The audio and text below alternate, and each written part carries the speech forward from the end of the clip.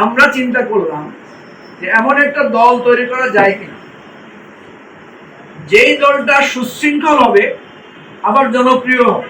আমাদের দলের যে লক্ষ্য, কর্মসূচি, উদ্দেশ্য, আমাদের যে বক্তব্য, এই বক্তব্যগুলোকে মানুষের কাছে কাছে গিয়ে তুলে ধরতে হবে। এবং আমাদের দলে এখন প্রতিদিন আমরা দেখি আমাদের অফিসে প্রচুর লোকেরা যোগদান করে, কিন্তু এরপরে এই লোকগুলোকে যে আমরা কাজে লাগাবো, এই লোকগুলোকে নিয়ে যে আমরা দলকে আরো বড় করবো, সেই প্রক্রিয়াটা আমাদের প্রচেষ্টা নাই। সেজন্য আমরা বারবার বলছি ঢাকা মহানগরের নেতৃত্বকে আরো সুদৃঢ় করতে হবে। আমাদের এখনো কমিটি গঠনের যে প্রক্রিয়া, সেটা আপনারা শুরু করেননি। ভালো যে আজকের এই কর্মসূচিটা একটা আশাবাদিতার দিক, আপনারা যে শুরু করবেন। আমরা চেয়েছিলাম আমাদের কাউন্সিলের পরে ঢাকায় মহানগরী সবার আগে কাউন্সিল হবে। তো এখন আজকে আপনাদের এই প্রোগ্রাম দেখে আমি আশাবাদী যে ইনশাআল্লাহ আপনাদের কাউন্সিলটা হবে। দেখেন, আমাকে প্রায় সময় আমাদেরকে সাংবাদিকেরা জিজ্ঞেস করে যে আপনারা বিএনপি, আওয়ামী লীগ, জামাত, জাতীয় পার্টি, এগুলো থেকে আপনাদের পার্থক্যটা কি? আপনারা কেন আলাদা? ঠিক আছে, আজকেও একটা পত্রিকা আমার সাক্ষাৎকার নিয়েছে, সেখানে এই প্রশ্নটা করেছে। আমরা বলেছি যে আমরা একটা গবেষণা করলাম, কেমন দুই ধরনের দল নিয়ে আমরা গবেষণা করলাম। আমরা দেখলাম যে বিএনপি, আওয়ামী লীগ, জাতীয় পার্টি, এই দলগুলো বাংলাদেশের ক্ষমতায় আসছে এবং ইলেকশনে দাঁড়াইলে এরা জিতে। ঠিক আছে না? আমাদের একটা গবেষণা যে এরা জিতে কেন, এদের এত বদনামি, এত দুর্নীতি, এত মারামারি, এত সন্ত্রাস, দলে দলে সন্ত্রাস, এদের দলে দলে মারামারি করে না? মারামারি করে এবং ওনারা স্বীকারও করে যে আমাদের দল বড় ভাই, আমাদের দলে ভোট রকিং আছে। ঠিক আছে, তাহলে ওনাদের দলে দলে মারামারি হয়, ওনাদের দলগুলো নানা দুর্নীতির কারণে দল থেকে বহিষ্কার করে। হ্যাঁ, তারপরও মানুষ এই দলগুলোকে কেন ভোট দেয়?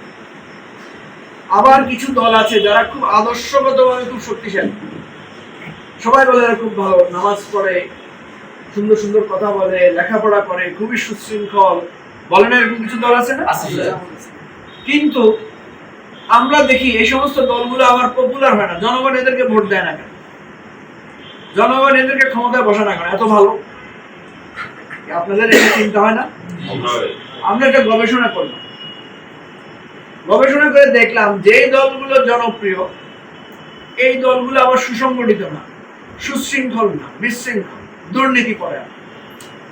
আর যে দলগুলো সুশৃঙ্খল, নিয়মতান্ত্রিক ভাবে চলে, সুসংগঠিত, এরা আবার জনপ্রিয় না, এদের ক্ষমতা নাই, এরা ক্ষমতা আসতে পারে না। ক্ষমতা আসতে না পারে এরা ইলেকশন আসলে করে কি ওই দলগুলোর পিছনে ছুটে। তখন তারা যে সুশৃঙ্খল, তাদের যে একটা নৈতিক ভালো মান আছে, এটা আবার নষ্ট হয়। মানুষ এদেরকে আবার সন্দেহ করে, ধর বেটারা তোমরাও তো ক্ষমতার পিছনে, খারাপ লোকদের পিছনে দৌড়াও। এই গবেষণা করে আমরা চিন্তা করলাম যে এমন একটা দল তৈরি করা যায় কিনা যেই দলটা সুশৃঙ্খল হবে আবার জনপ্রিয় হবে। বুঝতে পারছেন? তো সুশৃঙ্খল গুণ কার কাছে আছে? এই দিকের দলগুলোর কাছে আছে। আর জনপ্রিয়তার গুণ কার কাছে আছে? ওই দিকের দলগুলোর কাছে আছে। এখন দুই জায়গা থেকে যদি দুইটা আমরা গুণটা নেই,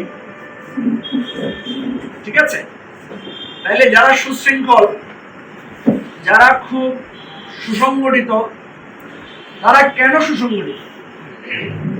তারা করি। আর ওই দলগুলো কেন ভোট পায়, কেন মানুষ এদেরকে ভোট দেয়, কেন এরা এত ক্ষমতা, বারবার ক্ষমতায় ঘুরে ফিরে একটা দলের পর আরেকটা দল ক্ষমতায় আসে? নিশ্চয়ই এটা একটা গুণ আছে। ওই গুণটাকে যদি আমরা নিই, এই দুটা মিক্স করলে আমাদের দল বাংলাদেশের একটা সবচেয়ে ভালো দল হবে না? আমরা সুশৃঙ্খল হব, আমরা জনপ্রিয় হব। এই গবেষণা করতে করতে আমরা দুইটা জিনিস গ্রহণ করব, দুইটা পলিসি আমরা গ্রহণ করব। একটা হচ্ছে আমাদের দলটা হবে যেখানে আমাদের জ্ঞান ভিত্তিক, আমরা পলিসি, রাষ্ট্র কিভাবে চলে, রাষ্ট্রের উন্নয়ন কিভাবে হবে, রাষ্ট্রের সমস্যা কি, সমাধান কিভাবে হবে, এগুলো নিয়ে আমরা আমাদের দলের নেতা কর্মীদেরকে আমরা উজ্জীবিত করব, শিখাবো। সুশৃঙ্খল সংগঠন, রাষ্ট্রের জন্য তাদেরকে উদ্বুদ্ধ করব। আর ওই যে যাদেরকে বললাম যারা জনপ্রিয়, ওরা কি কাজ করে? ওরা সারাক্ষণ মানুষের সাথে মিশে মানুষের উপকার করার চেষ্টা করে, মানুষ থেকে আবার লুটপাটও করে, কিন্তু আবার মানুষের সাথে কি করে, মেশে উপকার করে, বিয়ে শাদীতে যায়, মানুষের বিপদে সাহায্য করে, সারাক্ষণ মানুষকে নিয়ে তারা ঘোরাফেরা করে। আমরা তাদের লুটপাটের চরিত্রটা বাদ দিই, বাকি যেটা করে ভালো এটা নিতে কোনো অসুবিধা আছে? তার মানে হচ্ছে আমরা যদি মানুষের সমস্যা সমাধান নিয়ে কাজ করি, মানুষের অধিকার নিয়ে যদি কাজ করি, মানুষের সুখ দুঃখের যদি সাথী হই, তাহলে আমাদের লোকেরাও কি হবে, জনপ্রিয়।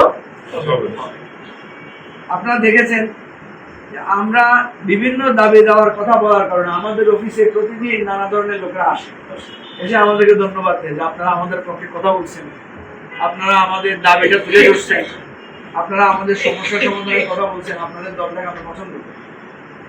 তাহলে এই দুইটার মিশ্রণে আমরা এমন একটা দল বাংলাদেশে তৈরি করতে চাই, যেই দলটা হবে একটা নতুন ডাইমেনশন। এই দলের জায়গাটাকে আমরা নাম দিয়েছি সেবা ও সমস্যা সমাধানের রাজনীতি। ঠিক আছে? একটা রাষ্ট্র দুইটা কাজ করে, আমি এটা আগেও বলেছি, যেহেতু নতুন লোকের আসছে এই কথাগুলো আবার বলতে হচ্ছে, এগুলো আমাদেরকে বারবার বলতে হবে আমাদের দলের পলিসি। একটা রাষ্ট্র বা রাষ্ট্রবাদদের একটা পরিবার, বাবা কি করে, সে প্রতিদিন কিছু রেগুলার কাজ করে, বাজার করে, ছেলেমেয়েদেরকে খাবার দাবার দেয়, বাসা ভাড়া বাসা ঠিক রাখে, এগুলো করে, মানে এটা হচ্ছে চাহিদা পূরণ করে।